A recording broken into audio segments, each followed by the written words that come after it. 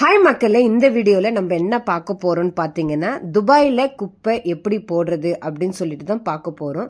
நம்ம ஊரில் வந்து பார்த்தீங்கன்னா குப்பை வண்டி வரும், அதில் எடுத்துகிட்டு போயிட்டு நம்ம போடுவோம்.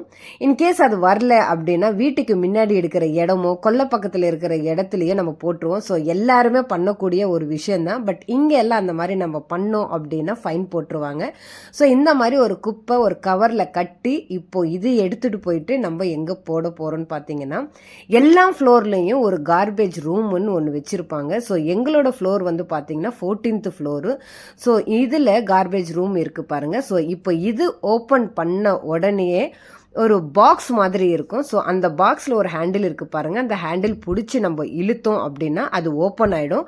அதுக்குள்ளே வந்து நம்ம குப்பை வச்சுட்டு அப்புறமா இது மூடிட்டோன்னா இந்த குப்பை கீழே போய் விழுந்துடும். ஸோ கார்பேஜ் ரூம் கீழே இருக்கும். ஸோ எல்லாரோட குப்பைங்களும் கலெக்ட் பண்ணி ட்ரக்குக்கு மாற்றி விடுவாங்க. ஸோ மார்னிங் ஈவினிங் ட்ரக்கு வண்டி வந்து எடுத்துகிட்டு போயிடும். ஸோ இந்த மாதிரி வேஸ்ட் திங்ஸ் கபோர்டு எனக்கு இது தேவையில்லைன்ட்டு நான் தான் இங்கே வச்சுருக்கேன். ஸோ இந்த மாதிரி நம்மளுக்கு தேவையில்லைன்னா வச்சுட்டோன்னா அவங்களே வந்து எடுத்துகிட்டு போயிடுவாங்க.